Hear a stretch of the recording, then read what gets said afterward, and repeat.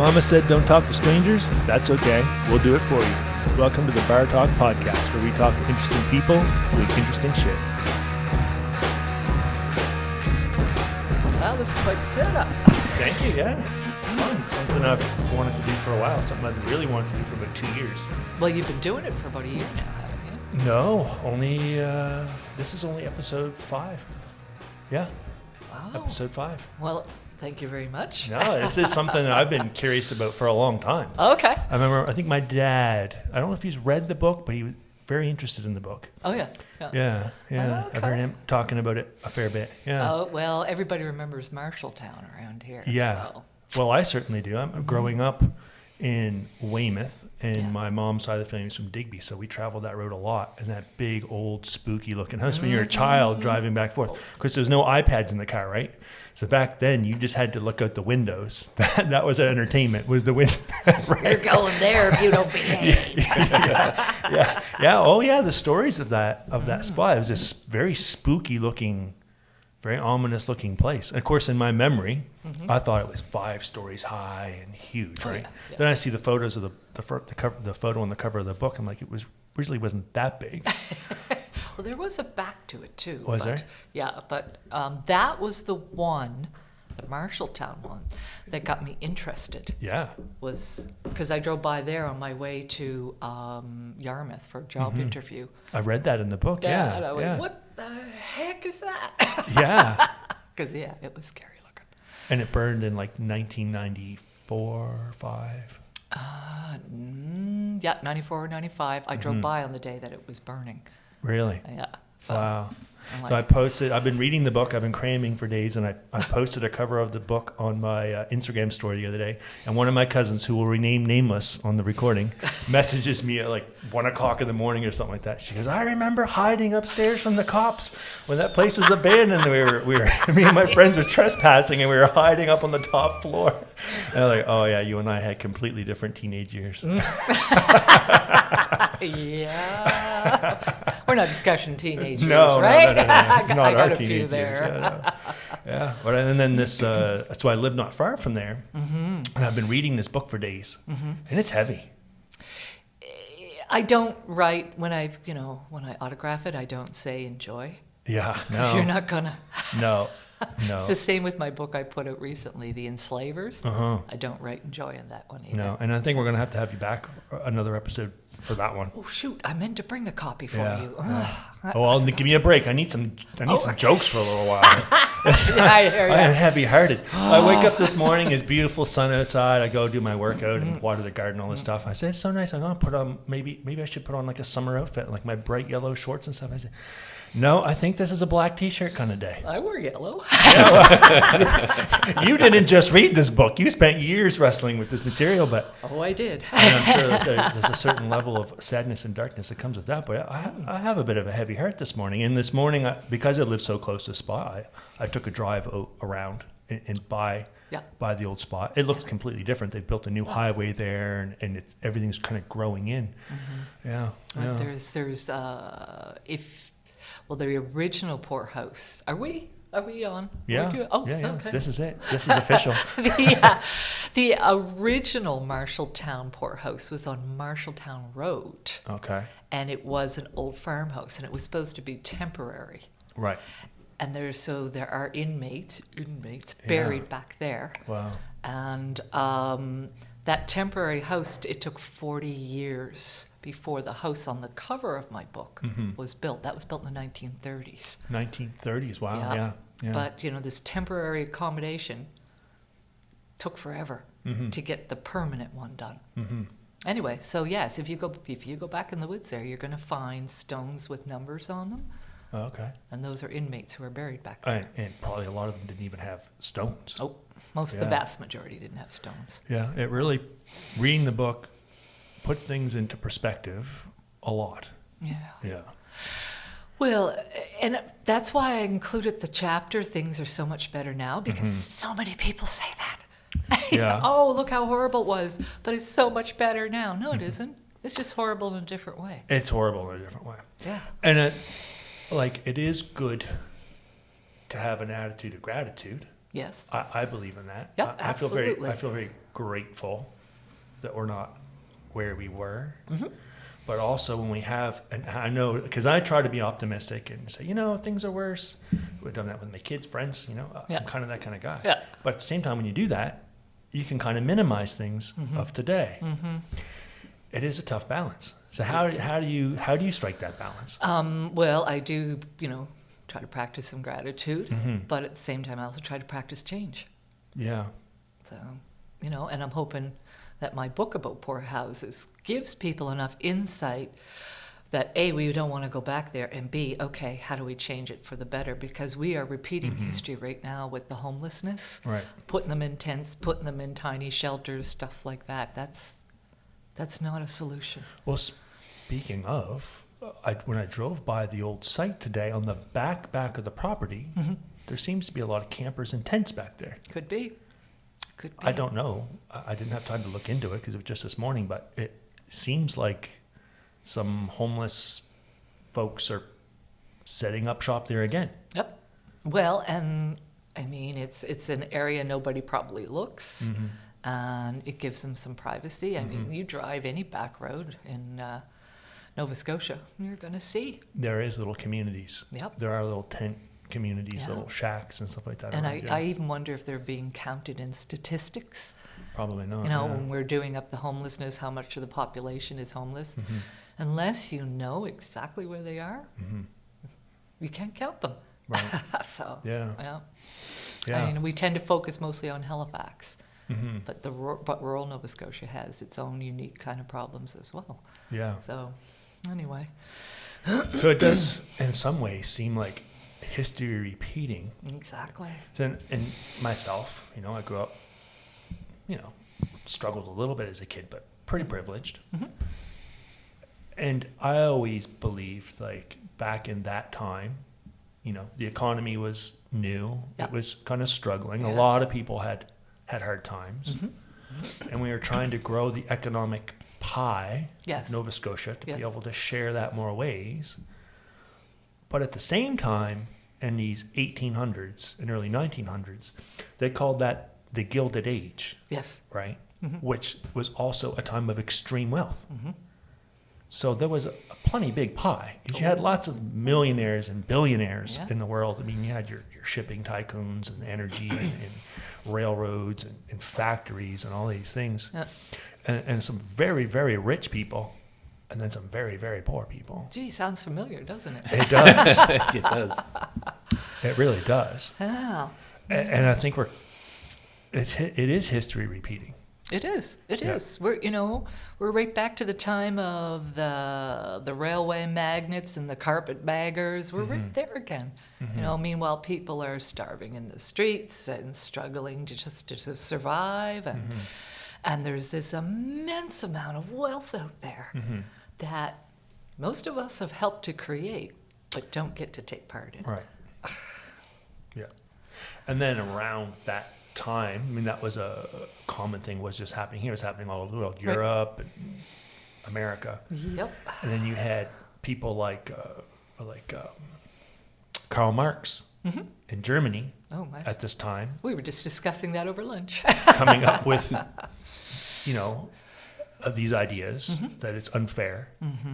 And then, folks, out of his ideas, I believe, like communism came to be in Russia in with the 1920s. Oh, I don't know if you'd call that communism. That's more fascism. That was Yeah. one of the first seemed like attempts for communism. Yep.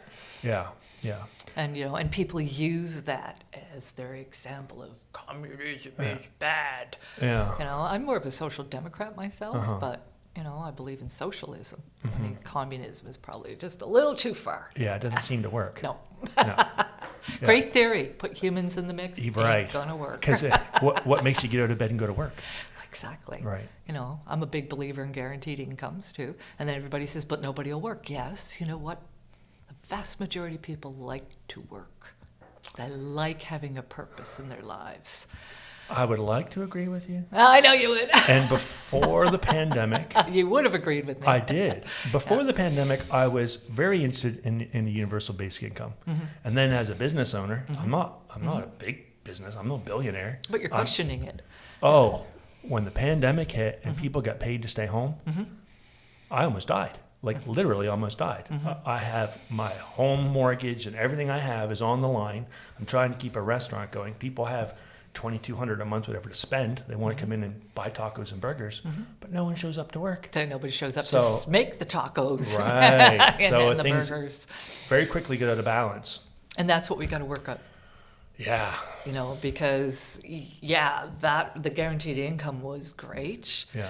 Out west, they were saying, "Oh my gosh, we can't survive on this." Well, Right. back east here, we were going cut. Right. Because there was the money, but there was no COVID for a lot of those months. There'd be in Nova Scotia, there was like 2 cases for a while, but people were still getting paid to stay home, and like everything I have is on the risk to run this company. I've got 12 or so employees. Yeah. 3 generations of my family to support, and people aren't coming to work, and it was like and stressful. as I said, these are the things we've got to work out. Because a lot of family-owned business went out of business during that time, and then you just have like your big corporation restaurants. So your McDonald's were doing fine, your Tim Hortons were doing fine, all the drive-thrus were doing fine, and they were bringing in foreign workers and all these things, and that just again puts more money in the pocket of the rich. Exactly. But the guaranteed basic income also could help you as a small business owner once we work that out. Oh, those, and gonna be that a rocky they'll have road. enough to live on. But if you want extras, which we all do, you're gonna have to, you got to go to work. But think of all the moms or dads that can stay home with their kids instead of having somebody in a daycare raise them. There's some good. No, some bad. And like I said, And before it's the gotta be pandemic, worked I out. was on board. Yeah. Because I think you could erase a lot of the other social programs. Yeah. Well, that's just it. You'd get rid of so much bureaucracy. Yeah. But like I was saying the other day, how I miss being a barista. I got 2 master's degrees. I'm educated at the yin yang. Perfect I for a liked barista. being a barista. It That was fits the fun. job description. You don't have enough tattoos to be a barista, but work on that. Yeah, Maybe too old. 2 master's degrees, some more tattoos. It was great fun. And I liked doing it. Oh, of course. But Yeah. I did. I liked getting up, going, doing the socializing. I was going to meet my, some customers, and I liked the paycheck. Yeah. I liked all that stuff. But Yeah. I miss everybody. There's a social aspect to work as well, right? There is. Exactly. There is. Exactly. Yeah. Yeah. Like my daughter, my daughter Megan. Megan Thompson. I think so, yeah. Yeah. Anyway, she just said, "Oh, she got a new job." She said, "Well, there's way more drama going on in this office." So yeah. And there are people who live for that, all that drama and all that stuff. It's better than cable TV a lot of the time, right? Cable TV's awful. Well, I know. I'm trying. It's I more never want to entertaining. retire. I never want to retire. I like working. I want to keep working, but it'd be nice to be able to, work when you want to work. Exactly. Yeah. Yeah. I get it. But not be constantly afraid that everything you've built is going to go away too, because you nobody stopped shows up for work. Yeah. I hear you. Yeah. It is. We are going through a changing time. We are. It We are really in the is. midst of a transition, and I Right. don't know how long this And it was transition a is going lot to like take. in the 1800s. I mean, you had factories and industrialization and kind of these factory owners could make a lot more money with a lot fewer people. Yep. And we're going through another transition in technology now where everybody thought, learn to code or be a lawyer or an artist. Well, now those jobs are on the block. Everything's on the block. Everything's Don't on the take block. anything for granted. Yeah. AI is changing our world. AI is changing the Robotics world. and- yeah. Yeah, I mean, it's probably safest to be a plumber right now because we still need to get the shit out of the house, and AI can't do that yet. But give them a little more time. Kent is a carpenter. And, There you go. AI hasn't figured out how to build a Well, house I don't yet. know. I saw some 3D printing of houses recently. Well, you can imagine the rain. That's going to be a soggy It's going to house. be. They're 3D printing it out of cement. Yeah. Oh yeah. The world is amazing. changing. The world is changing quickly, and, Yeah. and it's hard to know. Like I have children and grandchildren. How do you prepare them for the world that's coming? They can't afford a car. They can't afford a home. What do you train for? the AI is going to be coding computers faster and more efficiently than. Oh well, than already us. now. I mean, you'd be a fool to start coding Yeah. something from scratch. You get an AI to do it, right? Yeah. We're going to have all cyborgs that look like Arnold Schwarzenegger. So we're saying Skynet is a. Exactly. But I mean, there has been huge advances in robotics. There are factories already that are running human-looking robots doing assembly line stuff. It's very cool if you're interested in that kind of stuff, but it's quite terrifying from a because it doesn't cost. It's far cheaper. It's a little bit of an investment. It's far cheaper in the long run to have machines doing that stuff because they don't need to sleep. Yeah. They don't need vacation. They don't call in sick. They don't call in sick. They don't get pregnant and have kids and Yeah. find a better job. And Nerve getting Yeah. pregnant, I know, having right? kids. I know. Robots don't do that yet. No, and this is totally off topic, but I do think that wealthier people are going to be like that show, Living in Space, and we're going to be considered dirt dwellers Dirt dwellers. because we live on Earth. Maybe. Yeah, hope I'm wrong. I won't live to see whether I'm wrong or I not. hope I'm wrong about a lot of shit right now because I think there is a general feeling that we're not going in a great direction. No. I think most people have a feeling, there's an intuition or an instinct about us that things are going to change and we're not sure it's going to change for the better. Yeah. I mean, we don't even, we can't even trust that the wars that are being fought aren't for profit or the drugs we're being given aren't for profit. Oh, of course they We are. can't trust that. We can't trust that the groceries. I mean, how does a box of stovetop that used to be 99 cents is $3 now? All these things. There's a lot of suspicion and intuition and some alarm bells going off in people's heads. And you see more people. We talking about this. Our last guest was a mushroom farmer, homesteader. Oh, yeah. And he just wants to be self-sufficient because Yeah. he's very concerned about where the world is going. Kent and I have been having these discussions Yeah. over the next couple of years. I mean, we're both getting up there, too. Yeah. We're still concerned about, we got kids Yeah. and grandkids. Yeah. What's the world going to look like for them? There's always intuition. You know, like you hear about the old ships, when the ships start to sink, the rats would get off first because they knew something was coming. I kind of feel like that. You're saying We we're have rats? I think we have senses of things beyond our logic. I think we can sense. You ever been in a place where you feel like a fight's going to break out? Yes. Yeah. But that's just it. We've been told time and time again not to trust our tuition. Yeah, unless because people you've make got money. cold, hard facts. And Yeah, I'm nah. telling you, Trust your tuition intuition. is invaluable. Yeah. Trust your intuition. Yeah. Well, Anyway. it's like a way of like you know stuff and your brain is processing all this stuff all the time, right? Yes. It's just the result of all that, I think, anyway. Like, Well, and you're also carrying, what do they call that? You're carrying stuff from your ancestors in your DNA, and you have to be carrying stuff. How do we know some of this? How everybody. Right. Wow, we're right off the topic. No, this is all the topic. Yeah, It well, really I mean, is. what I mean is, our DNA, we are carrying messages in it, and that's how we know certain things as we grow up within our culture. And anyway, Because everyone alive today comes from a long line of survivors. yeah, Right. exactly. Our people sometimes did some dark shit Yep, to survive. yep. Yeah. And and I think that comes through sometimes through the DNA. Oh gosh, I'm starting to sound like a weirdo, but anyway. You're in good company, it's fine. Yeah. Our audience are weirdos too, right, folks? But anyway, I am. When I wrote about poorhouses, I had the first book out, and my father, this is before he passed away, he was talking about when he was growing up in Quebec and his father died of tuberculosis and his two sisters died of tuberculosis. And his mother put he and his brother, surviving brother, in a home. He always thought it was an orphanage, but there was a lot of women there. Anyway, so he told me where it was, and I looked it up on the internet. Turned out he was in a poorhouse. Wow. He and his brother. He had no idea, and I thought, there it is speaking to us.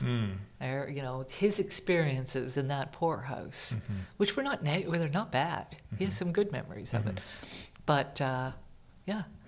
And I just thought it had to have been speaking to me. This is what's Yeah. my interest. Well, that's cool. I mean, I'm glad you did it. I'm glad Well, you wrote this down. So, yeah, the book is called, let's just so people know, the book is called A Wholesome Horror. Wholesome Horror. Houses You can in get Nova it. Scotia. You can get it at some of the local bookstores. You can Yep. also get it. I got it online. Yep. The Kindle version on my iPhone. Yeah. Yep. Great. Been scrolling through, reading it for a few days. Yeah. But let's get into so we've talked a little bit about progress. Mm-hmm. The whole reason that this poorhouse was built in the first place was to try and fix some even worse problems. Exactly. Which is horrific. Yeah. So the horrific horror was a solution to even more horrific horror. Yes.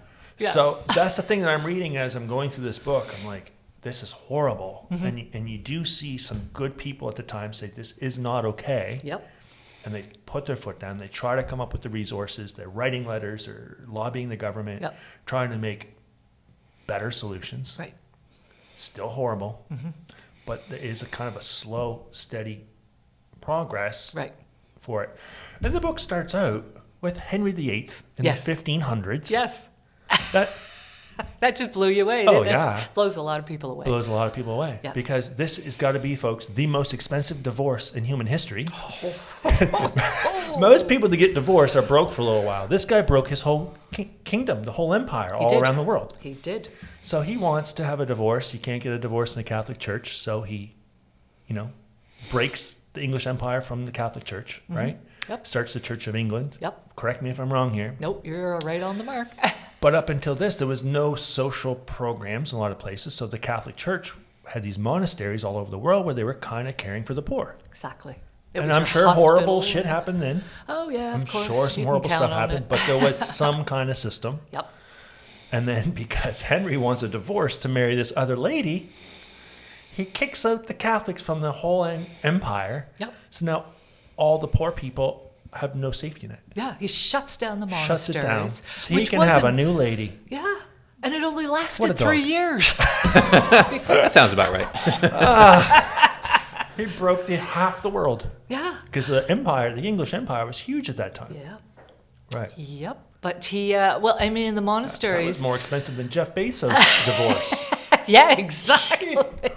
Well, he kind of was the Jeff Bezos of his era. But Yeah. it took care of people who were sick. The monasteries took care of the poor. They also bought vegetables and and stuff, wool from the market to the people who had the markets, because they always did their markets around the monasteries. So the small woman, was affected as well. Right. And because once the monasteries were gone, they didn't have a basis to sell their goods to, their produce to. So that affected them as well. So they also ended up in London. A lot of them. Oh, sorry. Oh, sorry. We should have reminded you. Yes. All right. Yeah. So Henry VIII Okay, yeah. kicks out all the Catholics. The monastery shut down. Something important there, too, Yeah. is he took every little bit of wealth the monasteries had. Yeah. Everything. So they couldn't start over again or start Because up he another. claimed his divorce was expensive and needed the resources. Yes. Yeah.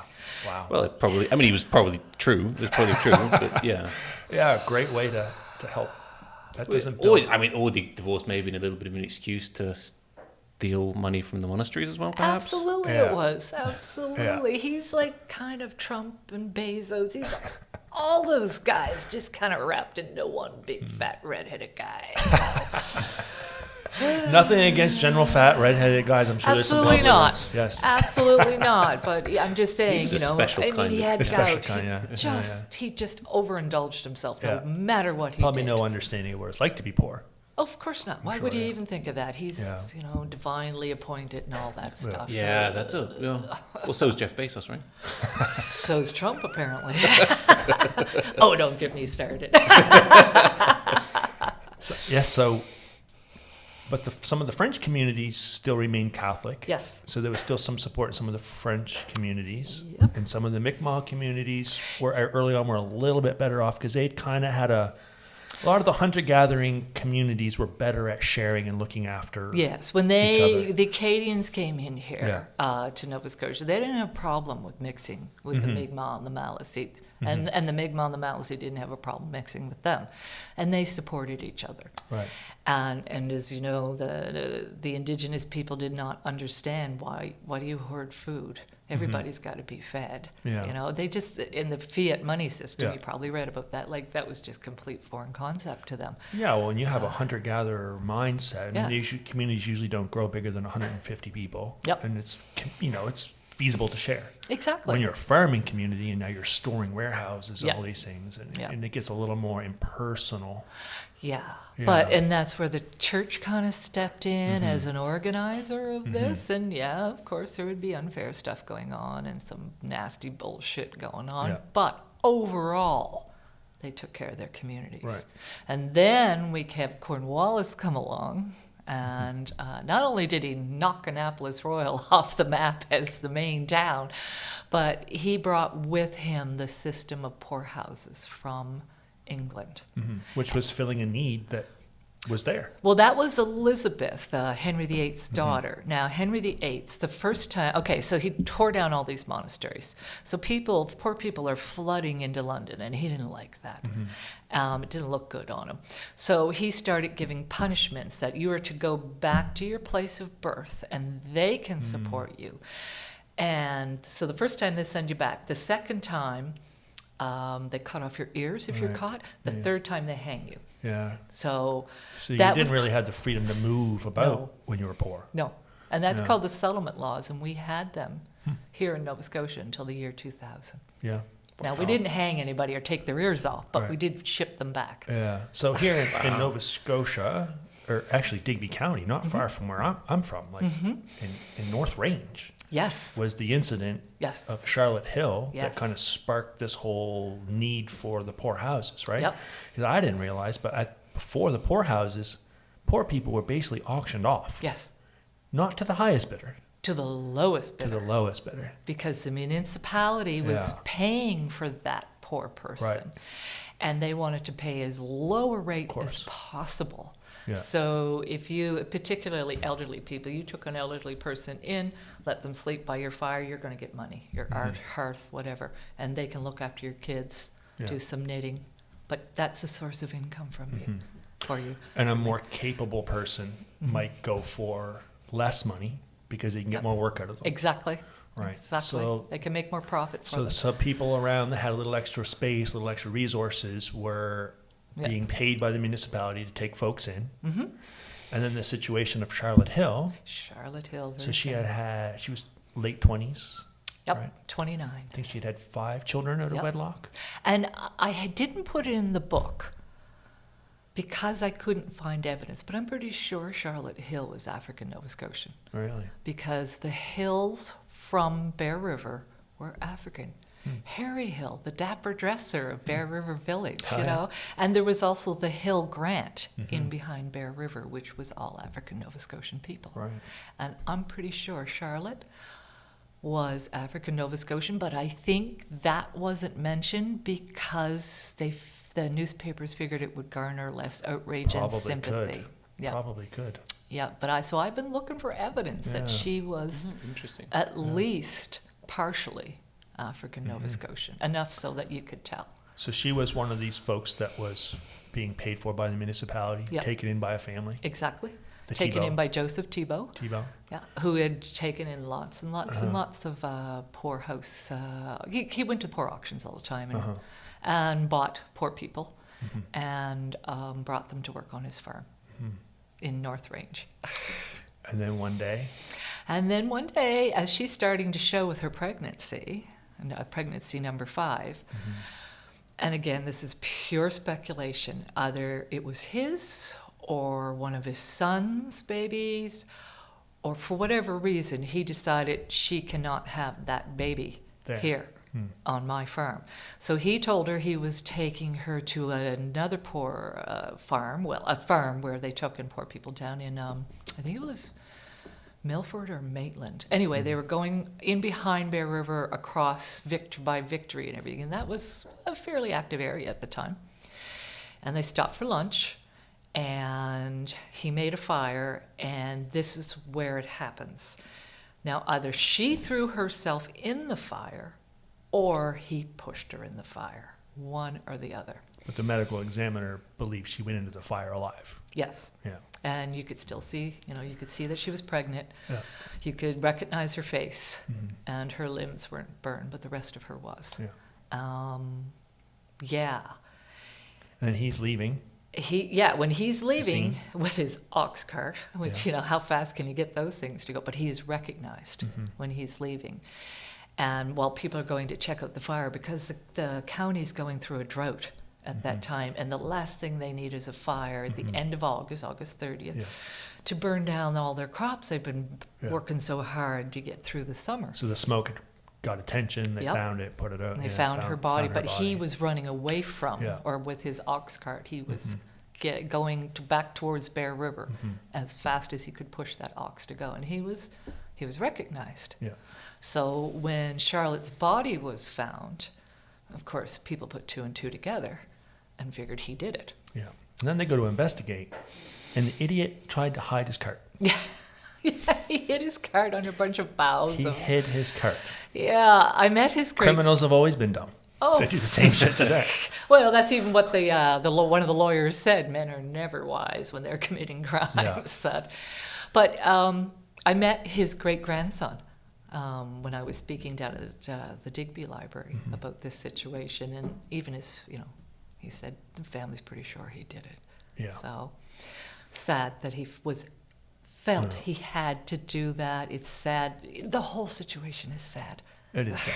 Yeah. So, but people are so outraged at Charlotte being thrown into a fire or throwing herself into a fire when she was still alive, that they demanded the provincial government do something about this. So they had this, what do they call it? The Poor Inquiry of Digby County. Let me tell you, I know attitudes change. Thank heavens they do, because the attitudes through that were wow. And it's a lot of this comes out of Digby County. Yeah. A lot of this Digby change, was cry absolutely for help, crucial. change for culture. And I mean, let's back up. He was found guilty and hung. Yes, in he Annapolis. was. Yep. Yeah. Yes. So we got because he did the crime in Annapolis Yeah. County. He was jailed in the old courthouse in Annapolis Royal, and he was hung from a tree there. 14 minutes. Yeah. Oh. He basically suffocated. It's inhumane. Yeah, well, I don't know if I'd prefer the 14-minute hanging or a fire, but Exactly. people were harsh back then. We still are. We are, But we don't do that. No, but I think there was a different kind of cruelty then. Yeah. Yeah, I mean, life was hard. Well, It and was very much. don't think we valued life as much back then as No, we do today. no. That may be my generation or my culture speaking of this era, but I just don't think we valued life as much. No. It was so easy to die. So what you saw so many animals die, people die. Yeah. Yep. You're yeah. just and you're going off to heaven anyway. A lot of these folks have seen war and stuff like that. Yeah, there was life did not, and people didn't seem to live as long. No. Yeah, there wasn't as much value on human life. And a lot of people were living just to go to heaven. They're hanging in so they and could when go to people heaven. are poor and struggling, there's not a lot of compassion. No. Like I've said on the podcast before, like America to me is a scary place. Woo-hoo. There's some places I don't in even America like you flying can go. over I it. know. But like I was in Naples, Florida, which is the richest zip code in America, and everyone's very lovely there. They'll hold the door for you. Everyone's polite. Everything's great. You go to Detroit, Michigan, and it's terrifying because people that aren't having their basic needs met are desperate. Yes. And it's scary. Yes. It's terrifying. And I think a lot of people at that time were scrounging to survive. You get your crops in or you don't. Those people legit starving to death back then. Yeah. So there was a kind of a cruelty that came with that kind of living. Not making excuses at all. But I believe the reason we can be so compassionate now is because we do have the resources. Yes. Right. But we need to share the resources. We need to share the resources. Yeah. And a lot of people are quite generous with the resources. A lot of working class, middle class people are very generous with the resources. Absolutely. Those of us who've been through it, understand it, or have seen a member of our family or someone we care about go through it, it makes us more compassionate. Yeah. Those who've never been through it, don't understand it, haven't got a clue. Right. I've heard, I don't know for sure, but I've heard that like a lot of the poorest neighborhoods are the ones that give most, like Red Cross, IWK, those kinds of programs. Yeah. Back in the 80s, I remember it was Cape Breton. Mm-hmm. They were always the most generous. Yeah, because they knew what hardship was. Yeah. Yeah. So. Yeah. Anyway, so yeah, Charlotte Hill. So, okay, the inquiry for the poor. Right. One of the things that was recommended was that, well, first of all, they found that the auction system was no longer working and that they needed to have what was similar to other municipalities, which, and I think it was only 2 or 3 of them. There was Halifax. Mm-hmm. Shelburne had a poorhouse, or a couple of poorhouses by then. And so they had decided this inquiry into the poor, because, you know, people from as far away as Ottawa were writing negative letters about Digby. So Digby wanted something done about this. And so they decided we have to have poorhouses in each municipality. So that was a system that was kind of borrowed from Europe, correct? Yeah. Yeah. From England. England, yep. yeah. Oh, yes, that was Elizabeth. Right. When her father, she felt he was too harsh on the poor. Mm-hmm. She was the one who developed the workhouse/poorhouse system, where people would be rounded up off the street, taken into the workhouse, and then made to work for their meals. Right. Because, you know, the old, he who does not work for a living shall not eat. Mm-hmm. And that was the attitude they took on, whereas before the Catholicism was a little bit milder on people. Yeah. So it was not so harsh as this new, he who does not eat shall not. He who does not work shall not eat. I read that part in the book. The Protestant work ethic was a little bit different. Yeah. Yeah. Interesting. I grew up in church on a farm, so I get it. Oh, yeah, you got it. You don't go to bed. You know, I may not get your lunch. And there is some value to that, to teach responsibility and these things. But then there are people that come on hard times. Mm-hmm. The thing that struck me so much was the mental health. Mm-hmm. I took a little bit of notes here. What does it say? Insanity. Yeah. Broad insanity. Really then broad. They broke it down into 3 categories. Mm-hmm. There was only 3 types of mental illness back then. Harmless insane, violent insane, and lunatic. Yep. That was it. Now which one do you fit in? I don't know. I didn't know lunatic was like code red. That's a bad one. Yeah. But like now there's so many levels of mental health. Like everybody has some kind of label of mental health. Yes, we do. Yeah. And but there's hundreds. How you deal with it. I heard that there's I don't forget the name, but there is actually a name for the mental illness of dressing up and thinking you're an international spy and flying from country to country. It's playing spy, playing James Bond. There is a diagnosable mental illness. Wow. There's a name for that disorder of thinking you're a special agent traveling around the world. Sounds fun, though. We have lots of titles now. It used to be just insane. Yep. You were either harmless or violent or lunatic. But we've come so far. Well, I'd like to think we're all harmless and sane ourselves. Well, some people aren't harmless. Yeah. I mean, yes, everybody deals with some things through their lives, whether you're going through a divorce and you're depressed or you're having financial problems. That would be the harmless insane because it's temporary. Just anxiety or depression. Yep. Yeah. And so the violent insane were locked up elsewhere. Yep. But more often than not, the harmless insane were locked up with the poor folks. Yeah. Yeah. And children in there sometimes. Yeah. Women, children, old people, all locked up together. All mishmashed in together. Yeah. Yeah. And it just, again, and this is what I say in the book, I see that the intentions were good. Mm-hmm. And it did change things, but I don't know if it changed how much it changed it for the better.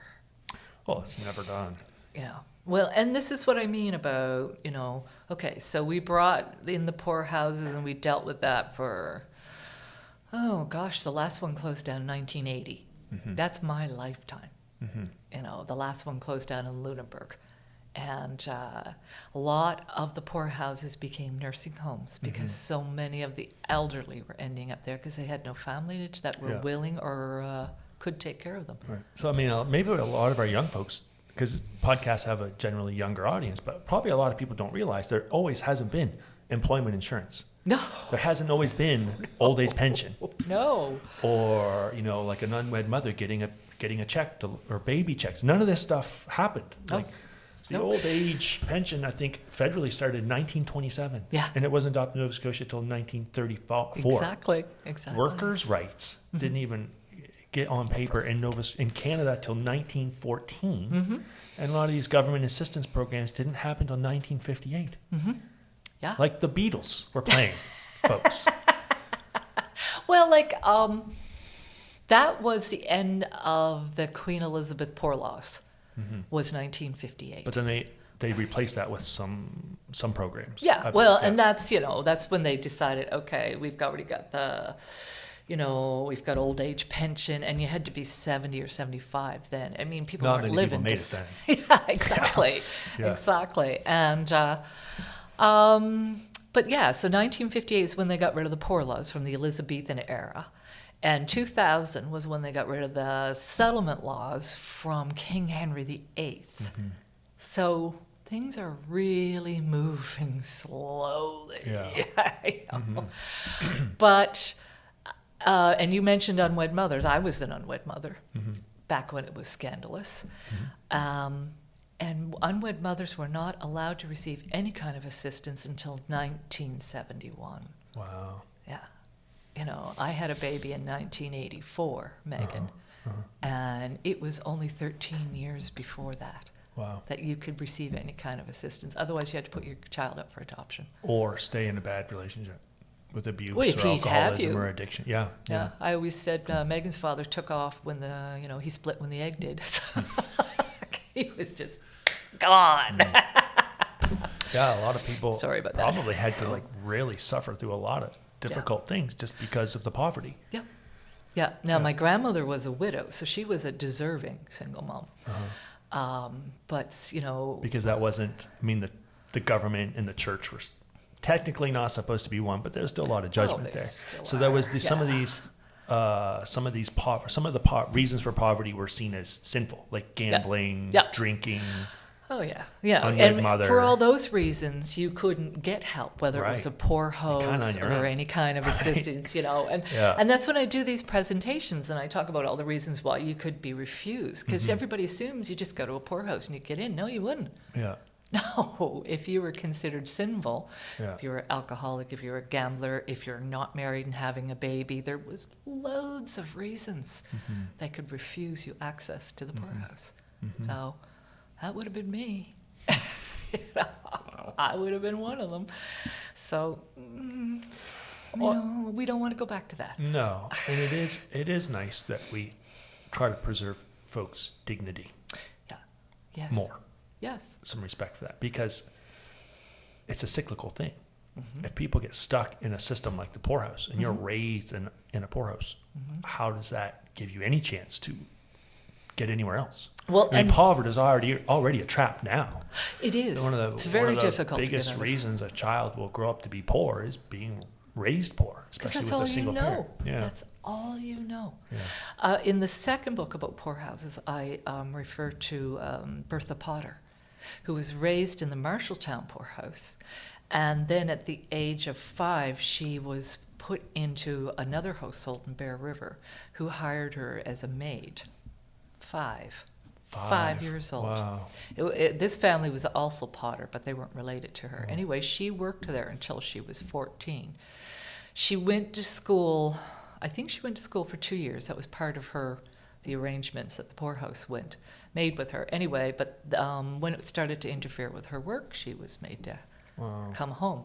Anyway, she met up with a man because she had no worldly experience. All she'd ever had done was the poorhouse or on this farm where she was a maid. This man came along, a lot older than her, just swept her off her feet and got her off the farm and put her in a house in Bear River in the back room where he pimped her out. And she didn't even know that was wrong. And it wasn't until I can't remember, she was in the late teens, early 20s, where she finally went and got some help for herself. And what year was this? 1920s. Wow. So, yeah, I mean, this is what happens. You know, if people grow up in poverty, that's all they know. Yeah. And poverty can happen very suddenly. Mm-hmm. Like, Germany was doing economically pretty good before the First World War. Yeah. They lose the war. Mm-hmm. Between the First and Second World War, you had situations like that. Yeah.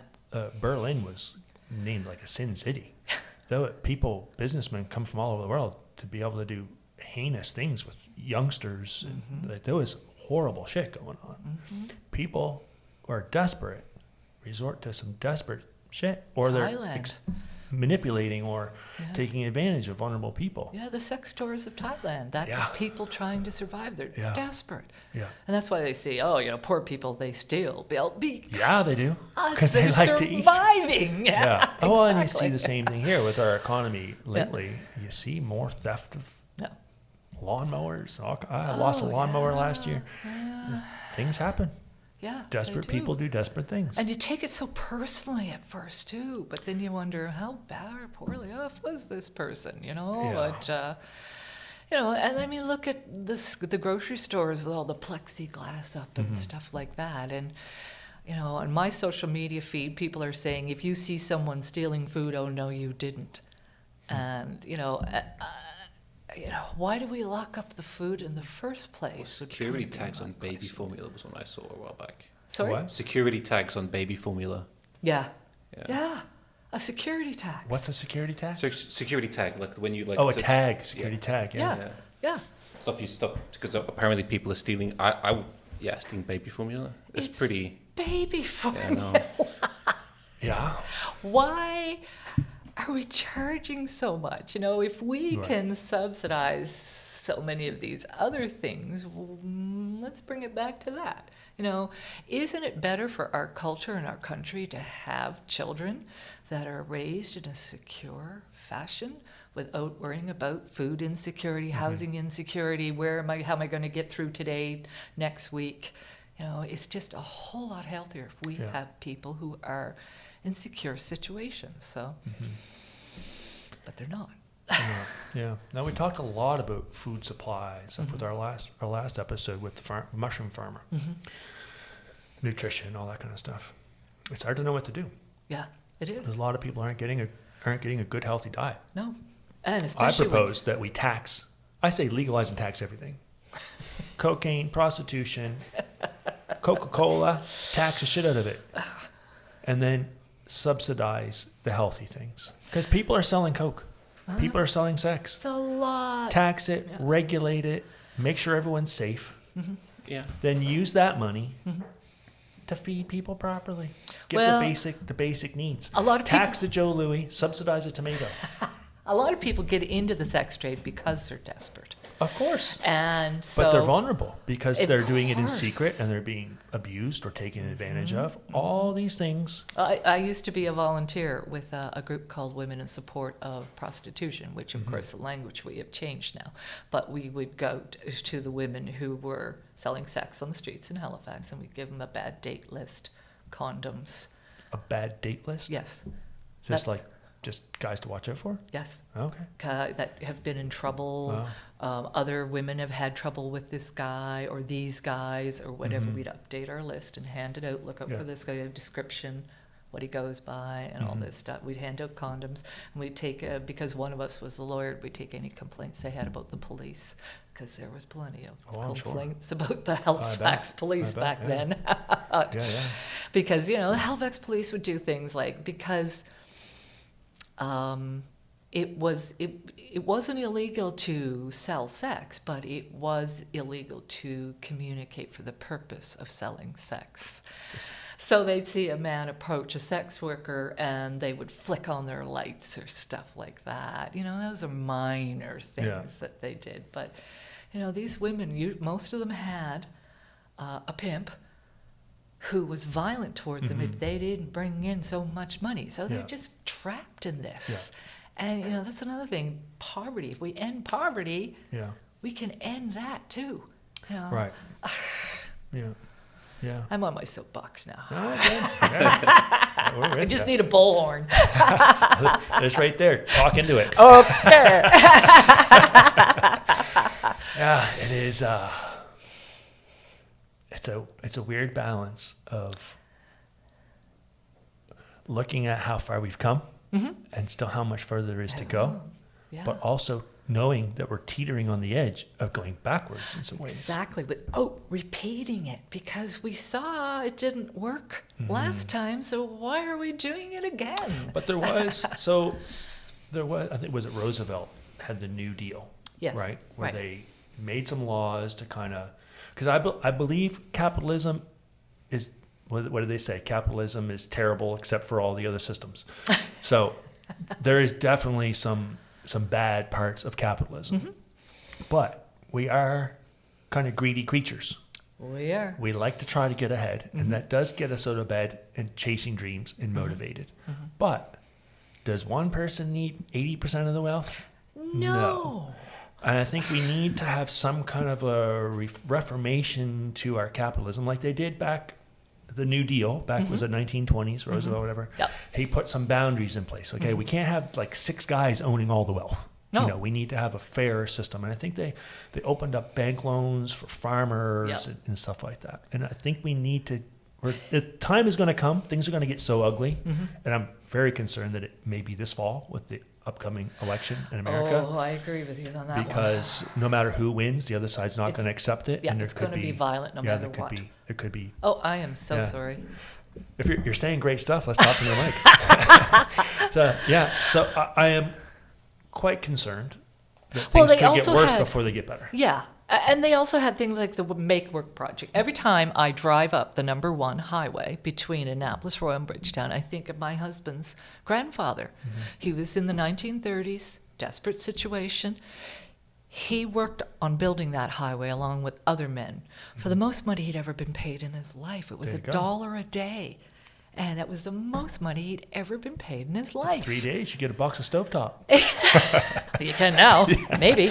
You want to check that before you go. $3.50. It's gone up since I checked. Might be yesterday. $4 by now. Go work another day. Yeah. But it's just, where are these programs? Because, last time I was in Halifax, and I try not to go to Halifax. Not that I dislike Halifax. I just find it's changed so much in the 30 years since I've lived there. And now seeing these people living, in tents, in parks, and under overpasses, in trailers and stuff. And I'm thinking, how unhealthy this is for you, how unhealthy it is for our economy, our culture, our cities. This is terrible. What is taking so long, to do something? And I see a lot of people now, a lot of young people now. I have 21, 19, and 15-year-old children. Yeah, again, you had kids when you were 12, didn't you? Yeah. And don't start that rumor. And I know a lot of their friends, and a lot of these young people are very discouraged about the outlook on things. Yes. They're not. There's no one in that age group building a home, or even thinking about owning a home. No. A lot of them are living with their parents or renting a very bad spot. Every third home seems to have an RV in their yard where their adult kids are living. Yeah. Or the basement or above the garage or whatever. Exactly. So there's a lot of despair. A lot of young people, I think I saw a stat recently, 30% of young men aren't even trying to date. No. Because they feel like they can't afford a family. There's no opportunity. It used to be you get an education, you have an opportunity. Now an education just means student loans. Yeah. So you don't even have that. Yep. You live in your basement, parents' basement, watch porn, play video games, go to bed and smoke weed and do it again. And that's what so many young men are doing because they can't feel like they can be successful enough to attract a mate, start a family, and own a home. Yep. It's because different place for our society. The disbursement so many people of wealth is so concentrated into the hands of, the uber rich. Right. I was reading something yesterday. It said that the 1% of the 1% owns 890 billion, some ridiculous figure like that. And to me, that's a mental illness in itself. You can never, ever have enough. You always must have more. Now, there are two types of billionaires. There's the billionaires that make their money by making things, and they employ a lot of people. I'm not so mad at that guy. Nope. Like the Elon Musk, whatever, he's got factories building cars and rockets and all this stuff. But he acts like such a jerk. He has fuck you money. He can be a jerk. Oh, yeah. But then there's other billionaires that don't make anything. All they do is gamble on other people's work. And that guy is even worse than me. Yeah. Because he hasn't produced anything. No. He hasn't made anything. Nope. He just gambles on the stocks on other people's work and pockets all the profits. Yep. So at least Elon makes shit and creates jobs. And he lives very simply. He lives in a tiny house. He doesn't even own a home, and he doesn't own a car. So he doesn't live off the wealth so much. Well, he needs to buy some manners. He did buy the manners. I'm an MANNERS. Yeah. Anyway, but again, there is the people that are using their wealth to create opportunity, Yeah. and then there's other people that are just profiting off other people's work and pocketing the money. Absolutely. Yeah. And I'm not and saying that's, that maybe we shouldn't have billionaires. It's a whole other thing, but I'm saying not all billionaires are equal. Well, and I'm questioning whether billionaires are even needed. Right. You know, you can't possibly spend all that money in your lifetime, your kid's lifetime, your kid's lifetime. Like, you know, do a dolly. Go and spend on books for children's schools and stuff like Dolly that. Parton, you mean? Yeah. Yes, of course. Yeah, beautiful. Yeah. Beautiful story. Yeah, you know, she spreads her wealth around in a way that helps communities. Yeah. I love that. Now, I don't think she's a billionaire. I think she's No, only a I'm sure she's multimillionaire. fine. Yeah. But she made her wealth too. Yes. And she employs a lot of people. And she employs a lot of people. And, you know, we hear all sorts of good things about Dolly. Don't touch the dolly. Don't touch the dolly. Oh, Dolly can look after herself. I She's know. a very kind lady, but I would not mess with Dolly. Yeah. I'd like to be known that way. But it ultimately benefits you as well to spread your wealth around the community. Yes. I mean, it benefits you really as much as Right. anyone else. But we don't want a world built on charity. No. We want a world where people Yes. can build their own sense of pride and purpose and dignity. Yes. And we spoke a few weeks ago with a dog trainer, Lindsay Tupper, and talked about how dogs used to have jobs and now dogs don't have a purpose. And when they have no purpose, they have the anxiety. And a lot of us, I think, are suffering from that too. Yeah. If we don't have a purpose, we suffer with anxiety. And so that's we do need what I say about jobs. a UBI, you know, a guaranteed a basic income is that if we need to have a purpose to get up and go to and that we enjoy. Yeah. But, you know, when you're working your arse off and you still can't make the power bill, Yeah. there's something wrong with that. When you are a productive member or you're raising your babies at home and doing your best, this is the next group of workers and taxpayers. That is an absolutely invaluable job. Right. But we just see it as, oh, I'm just at home with the kids. No, that's the most important job. It we is. have. Whether Yeah. you're mother or father at home with the kids, whether whoever you are at Yeah. home with the kids, Right. that is a really important job. Why aren't we recognizing this? And a universal basic income would recognize that. But at the same time, it really helps to have a meaningful job, something you enjoy and you go to. And some employers, and I know you're an employer, so Am I a bad guy? but some employers treat their employees like crap. That's definitely me. You should interview them. I knew the rumors were true. Oh, yeah. But actually, I've never heard anything bad about you or you as an employer at all. I've never heard anything bad. good. And I got my ears to the ground. Well, that's trust good. me. So- No, I have some very happy staff. Yeah. Yes, that's And 3 foreign workers that are just lovely people. Yep. Very, very happy Yeah. to be here. I'm Yeah. happy to have them. Treat them with respect. And Yeah. they treat me with respect, and it's great. Exactly, and that's Yeah. it, the give and take of respect. Oh, yeah. We have so lost that. They call me sir. I said, you don't need to call me sir. But where they come from, sir, is a mark Yeah. of respect. Yeah, You know, yeah, I yeah. mean, you know, when I used to work at converges at the call center, and you get these Southern Americans. Yes, ma'am. No, ma'am. Yeah. So I'm used to that. So like in the 1800s, you had these billionaire types that were profiting a lot off the backs of people. There was like no minimum wage or anything like that. They had industrialization. They were making enormous amounts of wealth. Things were out of order. Yes. They had the New Deal.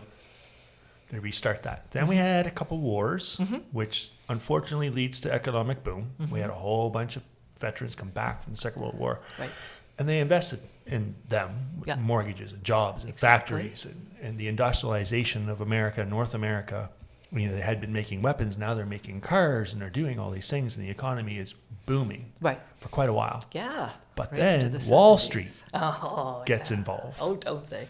And it was all about profits. So they realized we can make more money if we ship the jobs elsewhere. Overseas. So now Detroit is being gutted, and the Rust Belt in America is being gutted, and all these places. There used to be factories around here, like the rubber bands, and there was distilleries, and there was so much industry in the valley, and all these jobs are being shipped somewhere else because now the guys in Wall Street in New York can make higher profits. So we went from making things and employing our own people to shipping it off to the jobs to other places that the reason they could do it cheaper there is because they don't have human rights there. Yeah. Right. That's right. They Taiwan, can be abusive. they can be abusive. Yeah, like our iPhones and stuff are made in factories where it's horrific, right? Yeah. So we don't own slaves here in North America anymore, technically, but we profit off them still. Yes, we do. And then the Wall Street guys are sending representatives to Washington and Ottawa to protect the big business, to constantly manipulating things. And then we get back to the same thing it was in the 1800s, where you got the super rich and the poor, and the middle class is evaporating. Well, and beyond the 1800s, too. I mean, let's go back to the French Revolution. They got fed up with it. It's a cycle that seems to repeat itself. And that's what I've been saying. If the wealth could get any wealthier, we're going to be sharpening up the guillotine blades. Yeah. We get knit needles I hope out. it doesn't get violent. Well, I hope it doesn't. But if they don't change, and by they, I mean, the billionaires that gather together to plot how they're going to run the world. Because when you shake a system, everyone under that system suffers. Yeah. Yeah. When you cut heads off at the palace. Yeah. Everybody suffers. We're making an example out of you. No, but everybody, that system collapses. There's disorder for a long time. It's like when they take out a drug lord somewhere. Yep. It creates chaos because now there's a power vacuum. Yes, exactly. And there could be, things get worse before they get better. And that's where we're headed. I know. And this is how we're repeating our history again, is because, we keep going in this cycle about poverty. And the way to fix it is to fix it. Distribution of wealth. And I'm not just talking about in the country. I mean on a global basis. And once, if you have some wealth, you can control your own body as a woman.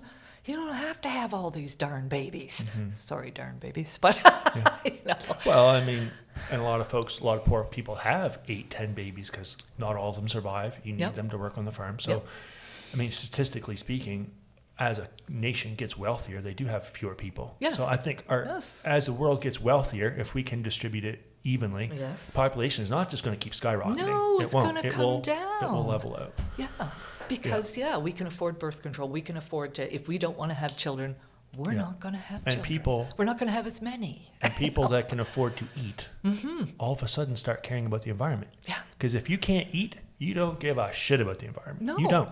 You're just trying to survive till tomorrow. Exactly. But if you have enough wealth where you can keep your children alive, then you can say, what kind of world do I want to leave for my children and grandchildren? Were you in university with me? Because this is what I was hearing. But no, you're absolutely right. You're absolutely bang on with that. So, we don't want to have 10 children. I'm only going to have 2. And I'm going to make sure they're really well fed and they're raised healthy. And you know the dollar amount where a family gets to that? $5,000 a year. Yeah. Once a family gets to $5,000 US a year, they stop panicking and they start caring about the future. Yeah. Exactly. It's not even that much money. Exactly. I'm in this play right now where one of the lines is, if you're too busy worrying about the future, you can't appreciate and enjoy the present. And I just thought, wow, this is a play about chickens, but that really fits. Yeah. That's a really good philosophy. You know, if we're worrying about the future, we're not enjoying now. And we're not enjoying now if we're trying to survive. That's all we're trying to do is get through the next week, get through the next week. And I've been in that situation. It is not fun, and it is hard on the head. It's really hard on the head. Matter of fact, when I met Kent, because I grew up poor, then I was a single mom on social assistance, and I married, was briefly not poor, and then my marriage broke up. So by the time I met my husband Kent, and he loves to like spoil me with food, and I mean I just went for the first time in my life. So you know, I was always used to being this big around, you know, Fat and happy. Yeah, so I'd rather be fat and happy than skinny and poor. That's good. Anyway, so no, and it's a large part due to him that I could write these books because he's so supportive of me. Good. You know, and Yeah. That's beautiful. I mean, these stories need to be told. Yeah, and that's why I want to tell them, because I don't want us to repeat it, and I want us to find a better system. And so if we examine the history first, then perhaps we won't repeat it. Let's come up with something better. And we've talked a lot about the effects of human decisions, everything from Henry VIII and the big moguls and all these things. But there was a natural disaster that happened that really changed things. The volcano in Indonesia in 1815. I remember I grew up, you know, great-grandparents on one side, grandparents on the other side, tell you stories, all this stuff. And they would always tell me this story. The year without summer. The year without summer. Apparently it snowed here in July. Yeah, because the volcano in Indonesia erupts, smoke circles the whole earth and blocks out the sun, and the crops fail all over the world. All at once. And that was 1814 there in Nova Scotia, about the time that the Loyalists arrived, and the Black Loyalists. They were here about 3 or 4 years, and we had a famine. Right. So, and I was guest speaking at a conference about hidden history a couple of weeks ago, and I said, you know, you have to be able to weave your stuff together. So you find out about this famine, and then you think, did that contribute towards the Black Loyalists getting on a ship, skedaddling over to Sierra Leone, and the White Loyalists saying, this is just too rough here. I'm going back to the 13 colonies. Right. Well, it wasn't even voluntarily, right? Yeah. So a lot of the Black Loyalists came here. All of a sudden, if you come from like Georgia or something like that, you come to Nova Scotia, already it's cold. And then you get here and it's the year with no summer. It's snowing in July. Like, holy shit.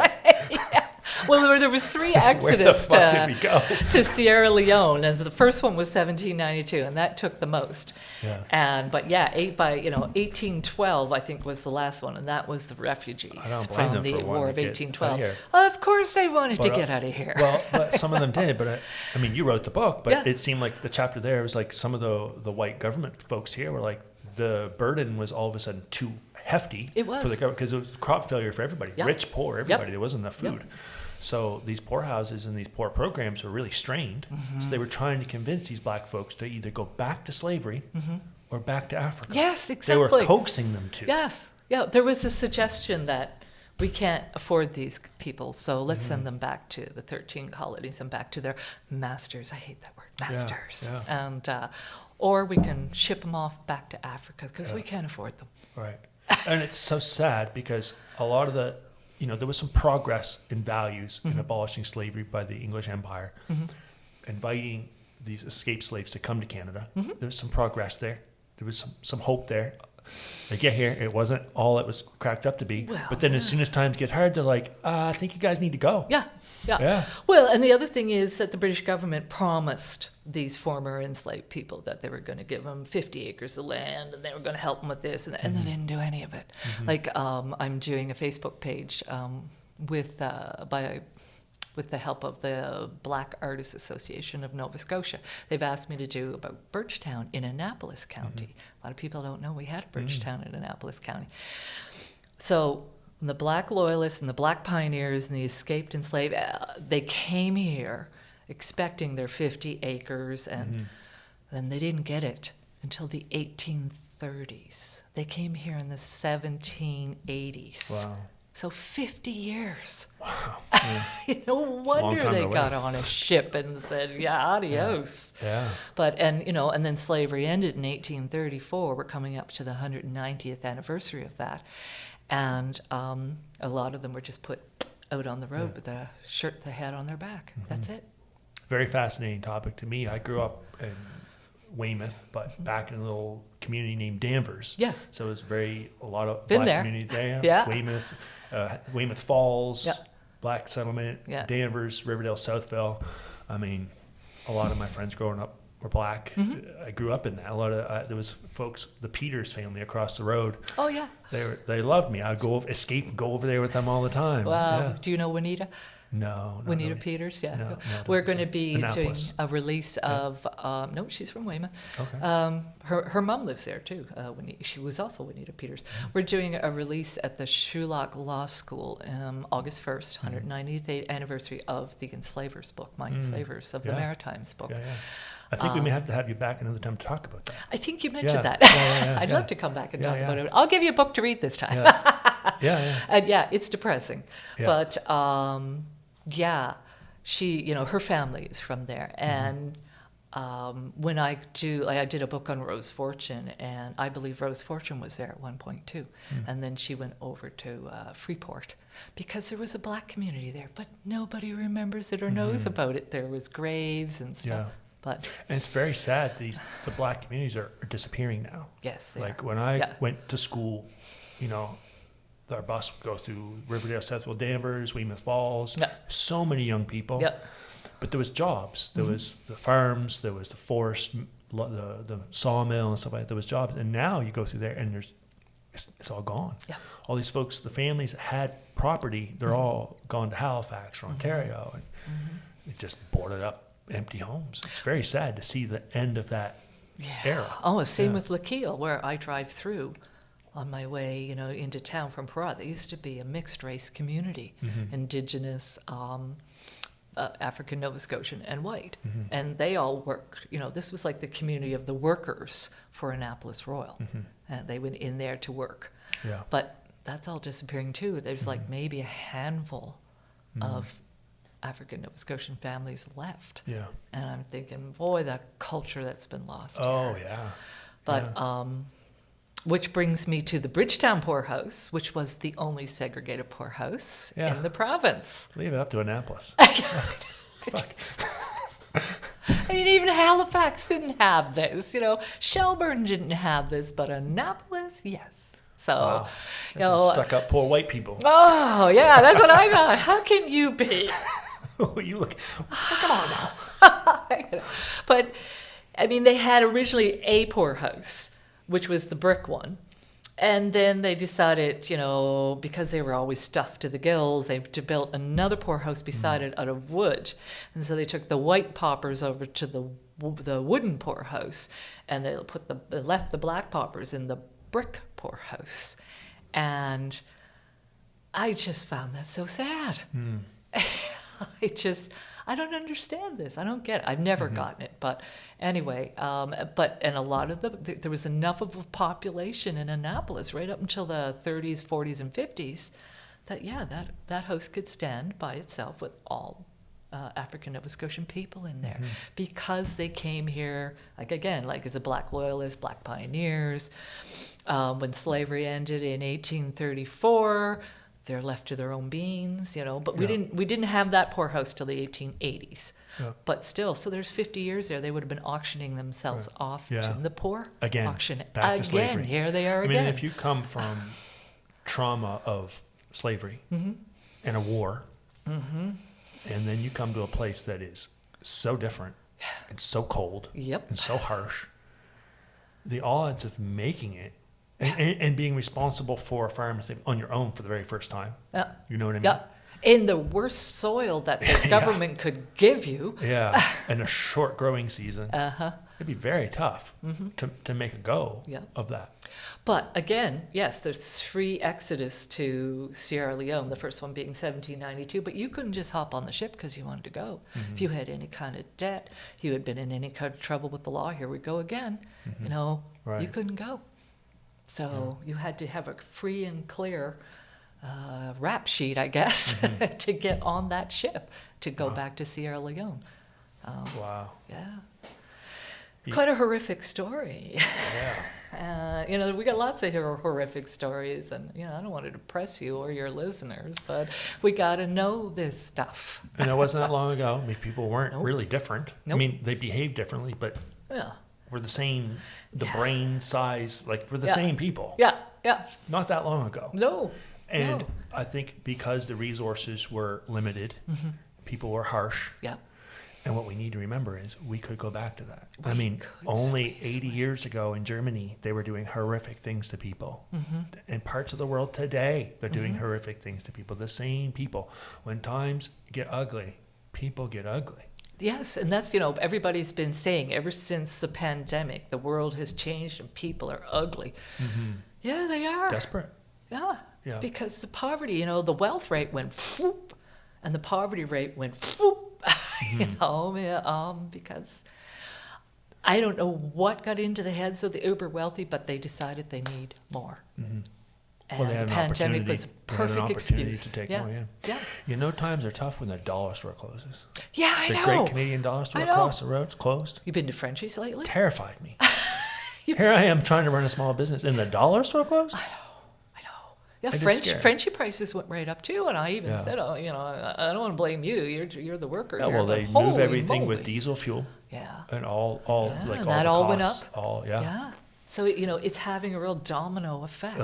With guess who's at the last domino? Yeah. It would be the poor people. Yeah. And so how are we going to get rid of these poor people so we don't have to look at them? Well, when the price of food goes up 20%, that means the poorest 20% are going without. Yeah. Absolutely. That's why food banks are just... And with the war in Ukraine, because Ukraine made, I think, 20% of the world's calories. Yes, I've read that. And that's been cut off. Yep.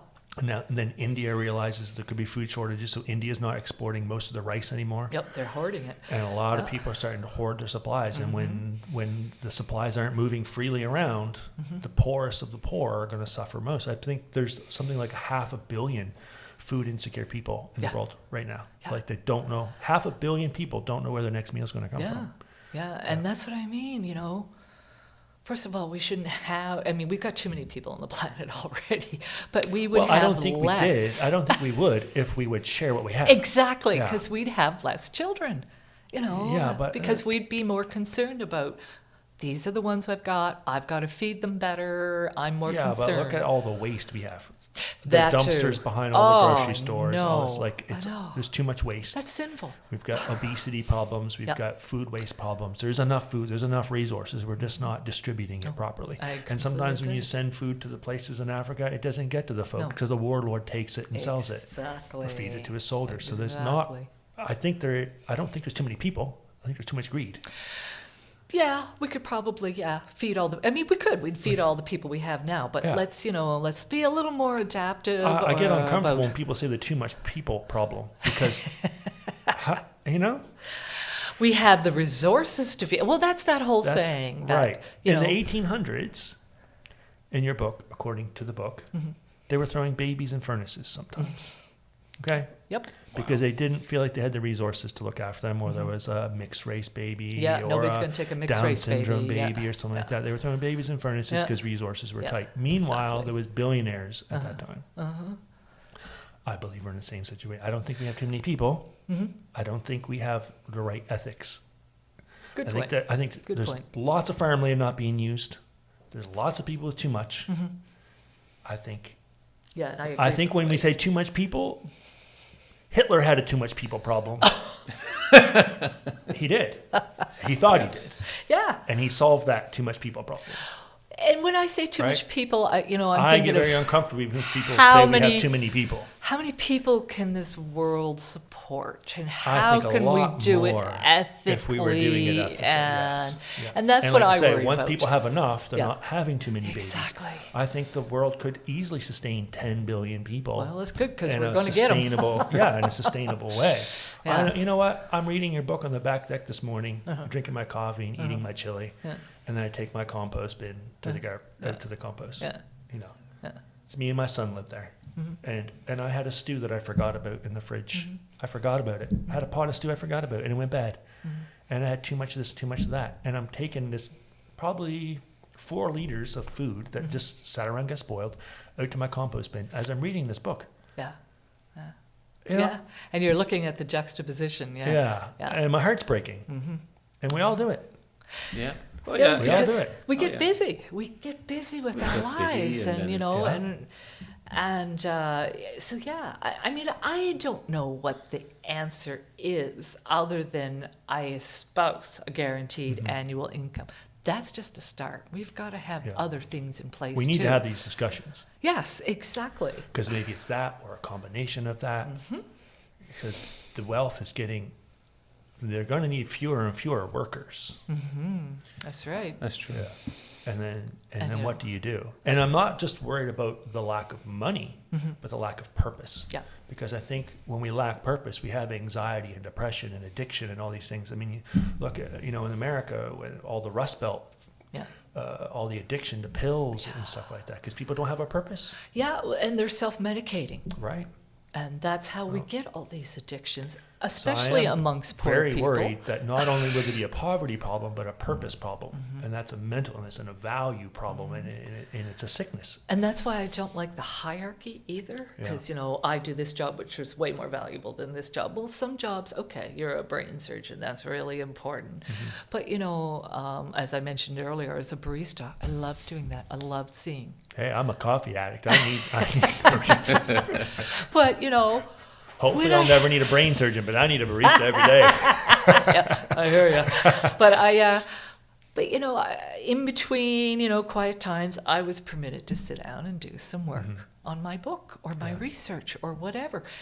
And, I would have loved it if I could have worked part-time and then do my research. And this is what I say, but we need to look at a different way of working, a different way of income making, what's valuable, what's not. In terms of work, we're always going to need people in the medical field. But, I don't know. I just don't think that it's going to be Star Trek anytime soon where they can scan us like a car. And No, go, that would be "Oh, this cool. is wrong." Yeah. Well, there's too much money in sick people, so they're not Yeah. going to do that. Yeah. Too much money in pharmaceuticals. Yes. Oh, Yeah. gosh, yes. Yeah. But, I mean, so I don't have all the answers. I just want to bring forth the fact Yeah. that our history, our good intentions are there and noted. Now let's move on with more good intentions, and hopefully it's a little bit better and a little bit better. I mean, the welfare system was supposed to be a response to improving the workhouse situation. But then you get your politicians involved and your corporations involved who say, hey, you're giving them too much money. They're not going to work if you give them too much money. So, there you go again. You're creating a dependency. But the dependency is on survival. They're doing it again, survival. So they can't concentrate on the climate change. They can't concentrate on making a book or researching or anything because they're in survival mode. So, I mean, the welfare rates in Nova Scotia are woefully low. They have been all along. And that's another form of wholesome horror, is that we cannot have these people comfortable. Why not? Why aren't workers comfortable too? Why do we have to have this hierarchy? I don't. Well, but I don't think that Nova Scotia can just solve that problem on its own. Oh gosh, no. No, This 'cause is it's a global. Yeah. This But is it's global. people's attitudes towards things as well, right? Yeah. Because everyone seems to have this idea that, oh, well, you're a manager, so you should get paid. But do they actually do Yeah. anything else? Yeah. No, not necessarily. Some managers do and some don't. And, I've been in management position, and sometimes I'm like, why am I being paid $4 more an hour than you? And I'm really not doing anything Yeah. more than you. But you aspire to it because I think a lot of people aspire to it because they get this job Yeah. and they think, oh, well, I get a bit more money and then I don't have to do as much work. But Right. that's a weird thing to aspire to. Exactly. But it's not the I know. $4 different an hour. That's Yeah. not the problem. Yeah. It's the CEOs that are getting, they're Oh. getting big bonuses because they're slashing everything else underneath of them. And they're playing golf during meetings because apparently they're making deals and stuff and all this. But, well, great. I mean, I don't know. I'm Well, out here schlepping coffee. Yeah, it's a bit. Well, a few years ago, the CEO of the IWK, there was a lady CEO of the IWK. Yeah, she was making like $300,000 a year, and she was stealing. Yes. Booking like a limo to go to a meeting in a very expensive hotel, booking it, getting it paid for through the hospital, but then canceling it and getting a cheaper car and a cheaper hotel and pocketing the difference. Yeah. What? That's wily. For sick children. I know. And little old ladies all over Nova Scotia who are on fixed income are going to the grocery store or whatever and donating a little bit money for the IWK sick children. All this. I say lady, but I don't want to say lady. Yeah, I know what you mean. It's stealing from the sick children. I have done a lot of work in my career for nonprofits, and not all of them, but a significant number of them have thievery going on.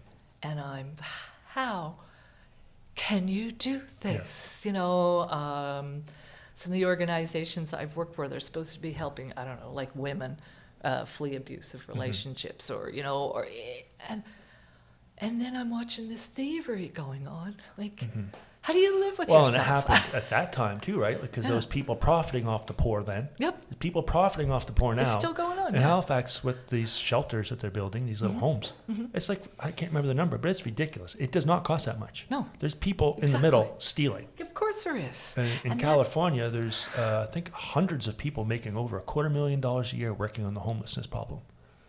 $250,000 a year. Yeah, that's why I talk about in my book about the poverty industry. Yeah. And they don't want to solve it, because once you solve it, you don't get more money. Exactly. And you know, we're paid good bucks to regulate the poor who are living on next to nothing, to make sure they don't get anything more than nothing. Yeah. Because you don't want to fix the problem. No, we don't want to fix a problem, because then we'll be out of a job. There's no incentive to fix the problem. Yeah. We need, actually, we're working our hardest. We need more money. So I can hire my nephew. Yeah. Oh, that goes on so much here. Yeah. So much. But, you know. It's an incentive. It's the same as capitalism and communism. It's a thing of incentives. There's no real incentive to solve our problems. No. We need to have a better system to solve our problems.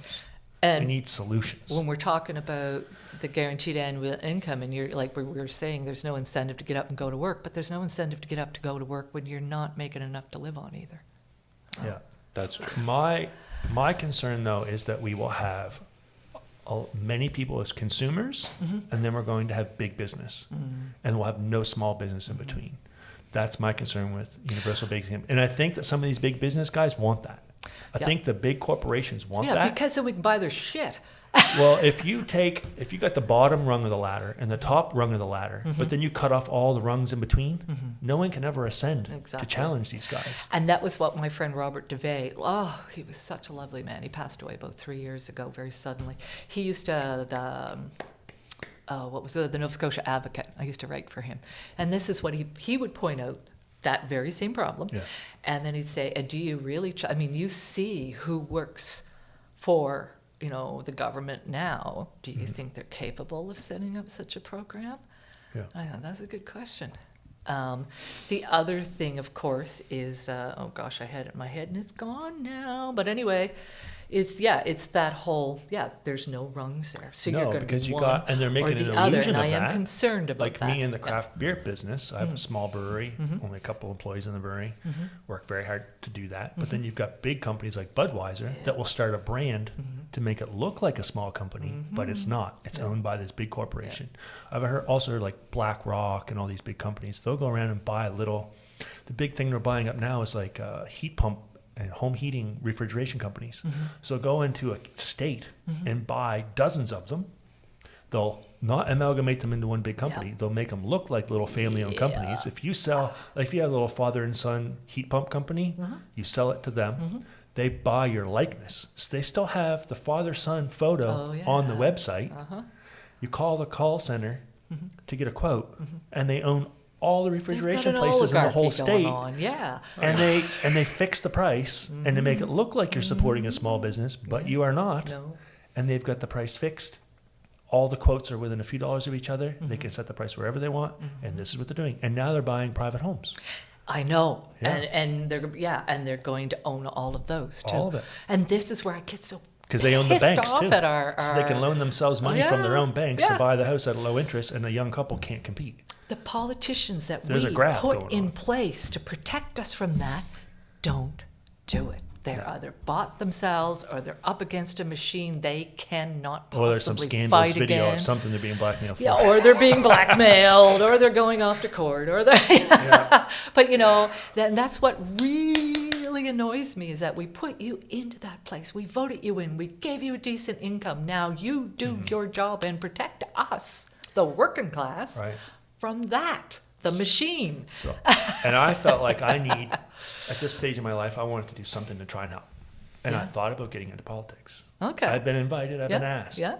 And I didn't feel right about it, and I said no. I can't And what stand did people. No, because how do you change things? You can't because you're owned by the party and you got to toe the line. Exactly. And that's why I started a podcast. Yeah. Well, because good for I you. really don't have a boss here. Yeah. I can say what I feel. Yeah. I can even change my mind. Yeah, It's great to have a debate about universal basic income Yeah. because I kind of, before the pandemic, I thought we should. Mm-hmm. During the pandemic, I said, this is terrible. And now with AI coming, I'm Mm-hmm. like, well, maybe we do. But these are debates, and we need to be able to change our mind. But when's the last time you saw a politician change his mind? Well, they have to, like you said, they have to carry kind of like the company line, or Yeah, the company exactly. motto, or they have to carry the party line. And that's why, I've been also asked to get involved in politics. And I tried once or Stupid. twice, and then I just thought, I can't do this. You can't do it. Here, we can drink coffee and beer and talk shit and at least have discussions and get other people to right. have discussions. Hopefully, That's right. people will listen to this and have discussions around their own And I'm kitchen telling table. you, there's no better life than sitting and having discussions with clean water or good coffee and having the time and the health to do this. And we open, are. honest, Yeah. genuine debate Yeah. where, We can agree to disagree. oh, yeah. Except for certain things. If you tell me you love Trump. No, I don't like I Trump, got but I don't like Biden either. Yeah, I know. crooks. That's what my daughter says, like. I like How Kennedy. many millions of people are in that country and that's the best thing you come up with? I would love to see Kennedy get there, but he's running as an independent, and he'll probably get shot before he gets there, unfortunately. They've denied him. The White House has denied him Secret Service. The only presidential candidate to be denied Secret Service. And a Kennedy of all people. They don't want They a like to third shoot party. Kennedys. I would want Secret Service. That used to be one of my lines, Jeepers. Does a bear shit in the woods? Are the Kennedys gun shy? You're like, come on. Poor guy. Of course it's happening. But he's against the Black Rocks and the big companies and the military-industrial complex and all the drug companies. He's against all that. Too big a business. See, I haven't paid a lot of attention to him because Oh, his you whole should. persona to me comes across as, ooh, he really does come across as nuts to me. So and I'm thinking, look what into it. what is the But matter he's with against you? the big business, and anyone against the big business. Maybe that's the way I'm he's all been for. portrayed in the Oh, that's- mainstream media or exactly. something. Yes, they're trying to smear him. Because I know they do that too. I'm Oh, they quite do aware of that. yeah. But 'Cause who owns the media? Yeah, The big exactly. companies. And that's why I go to He's not podcasters allowed- for my right? news Yeah. and Kennedy stuff has so like many that. great podcasts. He's been on all the podcasts. All of them. Yeah. No, I often watch. He can't be like, bought. political podcasts just to find out. Okay, what about this? And sometimes I go, you're full of it, but I still listened. And because when you go to the mainstream, you're just being fed corporate bullshit. Brought to you by Pfizer and Halliburton Yeah, and Lockheed exactly, Martin. It's all the drug exactly. companies and the weapons companies sponsor the news. I had this one friend of mine. He's a big Trumper, so I give him a hard time about his tinfoil hat. He says, "You probably listen to CNN, don't you?" I said, "No, I listen to MSNBC." Oh, that's even worse. Well, I said it just so I could get him. No, it's all crazy. I'm so I don't concerned listen to about. CNN. I'm But so it is concerned. crazy, and we're being manipulated so many yeah. ways, and our money is just being taken out of our pocket, left, right, Yeah. and center, with no say from us. Yeah. I feel like our autonomy is becoming narrower and narrower, especially in the States. Yeah. And you think it can't happen there? Look at the women in Iran in 1970. They're walking around and, they had miniskirts on. They could wear bikinis at the beach. Yeah. 1978 happened. Boom. Yeah. Oh, things can go backwards. That's why I'm really afraid that an overcorrection. Yeah. Yeah. Things can change really fast. Things can Yeah. change really fast. Yeah, and that's and that was part of the reason why I wrote The Enslavers too, because I saw what was going on down in Florida, and I just went, "This is nuts." Before that happens here, I'm going to get this information out, and and everybody's, "Oh no, that's not going to happen here." Oh, you sure about that? Yeah, you can guarantee that because what I'm seeing ain't guaranteeing that. Yeah, history does repeat itself, and it is important for us to know history, Yeah, be grateful for where we're at, yeah, but also take responsibility so we don't go backwards. yep. Yeah, a lot of us, it's over our heads in a lot of ways. It takes a lot of time to study and think about these things, and it's emotionally hard. Like, I probably wouldn't have taken the time to read that book if I wasn't having this interview. It's something Somebody must have suggested me to you. Well, I've been curious about that book for a while, but Okay. I've been thinking about it for a while. But when I had this interview coming up, I'm like, I'm going to take the time to read it, and it makes your heart heavy. It's an emotional weight Yeah, to carry, but which is good. But we need to know it. We do, yeah. And that's Have your heart broken a little bit once in a while. Yeah. I mean, I was raised to watch the World War movies and all that stuff. You got to understand how dark humanity can be. Yeah. You got to watch those things to appreciate. Well, what where we're Gaza at. is going through right now, and it's the Israeli government, not the Israeli people. It's the Israeli government that and watch that Being is backed so by the dark. American government. Exactly. Oh, Mr. my Joe father. Biden sending them money. Oh, I know. bomb And people. I'm like, ah. And, hey, Trump did not do that. No, He but did not do that. People I hate don't- his ego, but there was less wars than any other president. yeah, but he brought in the Christian far Yeah, they right. weren't bombing people. And then and how they're treating women and women's bodies and and we could have a whole other discussion about that. Yeah. No, I'm not advocating for Trump. I'm just saying that was one good thing about him. There wasn't the wars going on. Well, and we're Canadians and we're Maritimers at that, so we can agree to disagree and carry on with our days. Like Yeah. my friend who likes Trump, that he showed me his mug, Rebel News. I said, "Ooh, where's your complimentary tinfoil hat?" He said, "Oh, it's too hot to wear today." So we can agree to disagree on stuff like Yeah, that. they're all lunatics. Well, as far as I'm Lunatics. concerned. The highest level of insanity. They're all Off to Mount Hope with you. Yeah, It is so important to be able to disagree with people. Yeah, of Yes. course, It's and huge. learn how to handle it. But it's not black or white. It's not extreme. I don't want Oh, the it's many extreme right in shades of charge. gray, yeah. I don't want the extreme left in charge. No.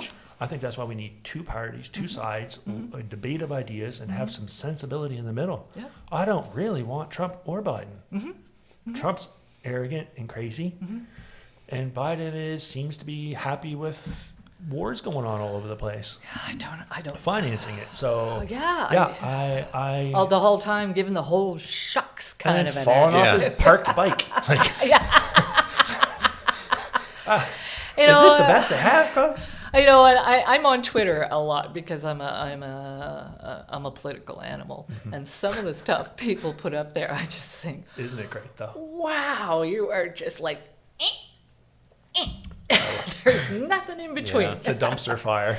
It's It very can be, entertaining. It can be. I had one tweet of mine go viral a few weeks ago, and I'm like, holy shit, I can't wait till this calms down. What'd you say? Oh, I said something about the Loblaws, the whole boycott going on. Yeah. And a friend of mine who works in management said that in early June that it looks like sales have been down like about 20%. So I just tweeted that looks like sales have been down about, oh my gosh. Holy moly. I had people tearing me a new asshole, and I had other people, oh, you should Wow. run for president.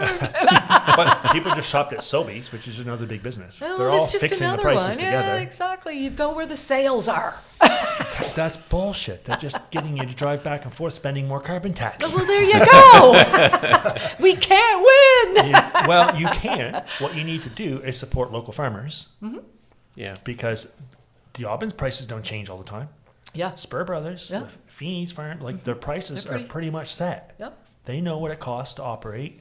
And then we have more food security. We are producing things here, and the prices aren't all over the place, and the money's staying in your community.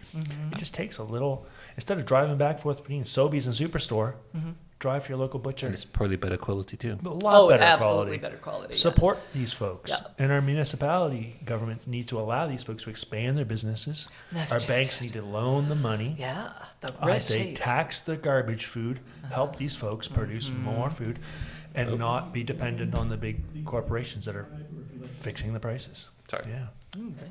Yeah, no, I have a husband who grows a garden too. Has been since Yeah. 1977. So and that's really good for his health, his mental health, our health. And I'm not saying everybody has the time or ways or means to grow their own garden, but it does help with your health if you do have And it. if you don't, support someone who does. Exactly. Yeah. Yeah, Support that's what someone who farmers does. markets are all about. And have a relationship with them. Yeah. So if there's ever a collapse, you have a face and a name, and you've been faithful to them before the crisis. They're faithful to you during the crisis. Exactly. Yeah. Oh, and it's funny you should bring that up because there's one podcaster I listen to is suggesting exactly that. Grow your community. Yeah. Because there's shit coming. Yeah. And you're going to need to know your community. Yeah. And a 'Cause shit if coming, it's already here. Right. And if you go into the superstore and the shelves are bare, who do you blame? The guy behind the counter?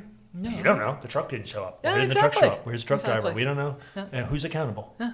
Where if you're in your community and you know the butcher and he knows the guy that raised the cow, then you've got a chance. Well, it's COVID. We were like, Yeah. we're all in lockdown. So we're getting our eggs from the neighbor and our milk from that neighbor. And they're getting weed from us. Oh, I didn't say that. you didn't say that. I Make didn't hear sure you take that out. that. No, we're going to have to up the volume on that one. You're competing with the government drug dealers there.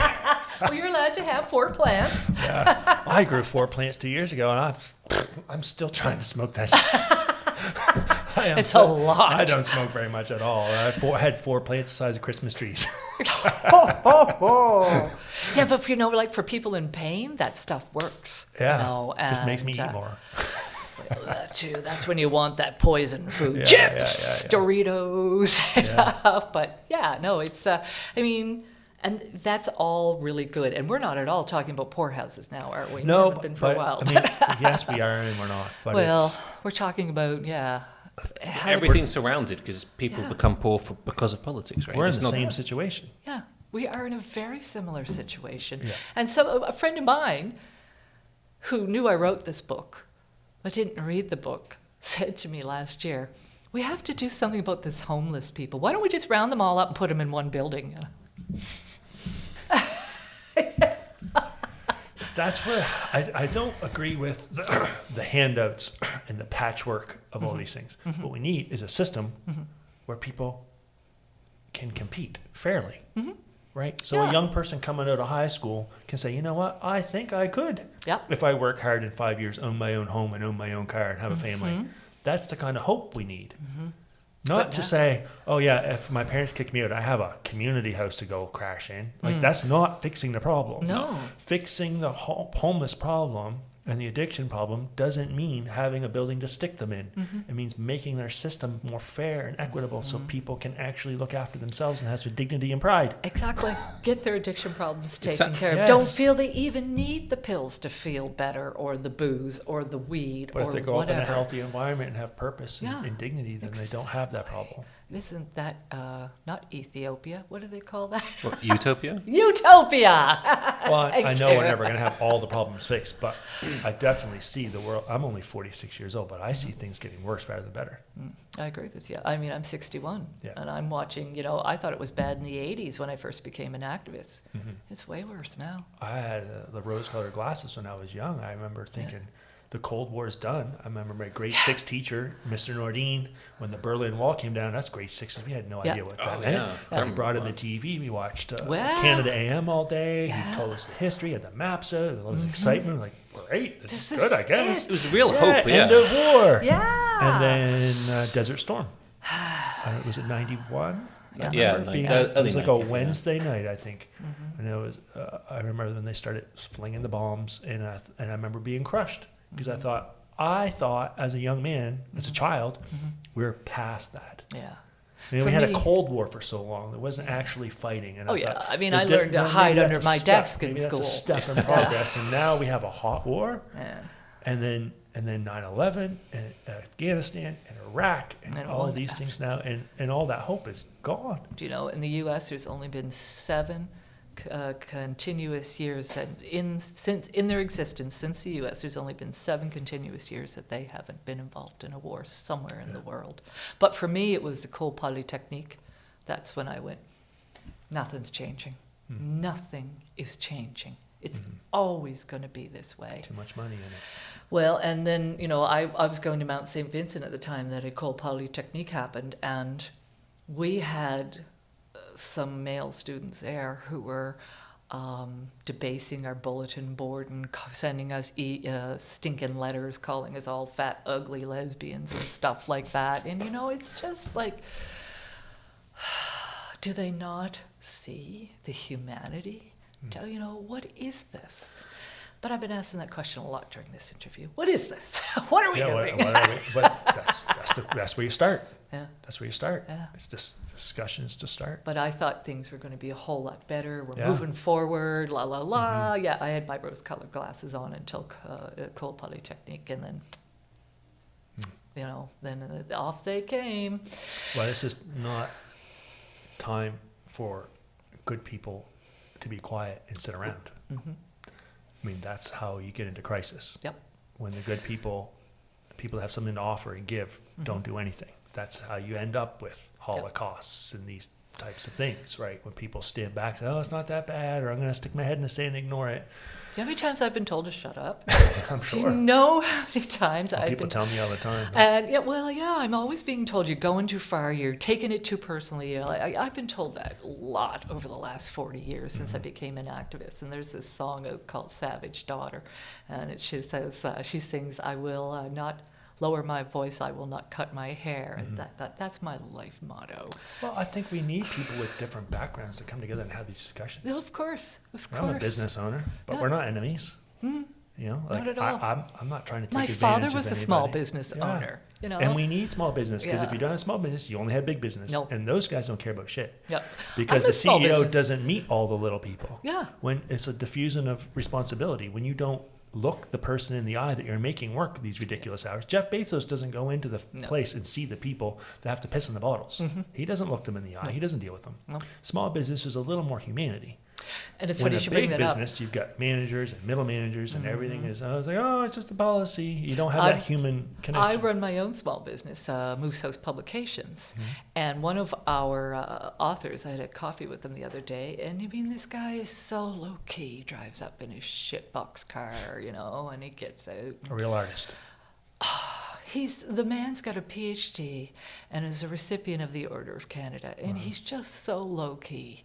And he said, I've done lots of publishing before, but he said, I like dealing with Moose House because you guys are one-on-one. The bigger publishing companies. Yeah, he said you get lost in the bureaucracy. That's exactly. And you're the author. Buy your food from someone you can look in the eye. Yeah. Work for someone you can look in the eye. Like this, we need to, as we get bigger, we need to get smaller a little bit too, and have some connection. I'm afraid though that there's going to be only big business and poor people, and billionaires and poor. That's my fear. Yeah, yeah. Or if that doesn't happen, how ugly will it get to pull out of that? And that's what I'm concerned about. What's coming, what we're going through right now, and what's coming. Because like you, I think it's going to get a lot worse before it gets better, and we better be prepared. And for I it. kind of think of small business could be a very important part of that. Absolutely. Supporting our local business. I mean, when I'm trying to call and get through to my printer, who is a big corporation. And I can't get through to a human. Forget it. No, you can't. No. And that's why I'm thinking. There's Maybe no I human should contact. be taking this a little bit more local. Yeah. Exactly. If I'm going to do print on demand, maybe I should do print on demand local. So they're a little more expensive, but we'll see if we can do it. Anything good is a little more expensive. Yeah, exactly. Yeah. Exactly. Anything organic or healthy or for you, or local, good for you, raised locally, it's going to be a little bit more. It's going to be a little bit more. Yeah. And these are and it's hard to ask people to spend more when they're already stretched. Yeah, exactly. Right. And that's why people are going to Walmart and stuff and Dollarama and buying the shit poison food. That money is going elsewhere. Exactly. It's not staying here. No, it's not even staying in Canada. Right. And these people aren't paying taxes a lot of the time too.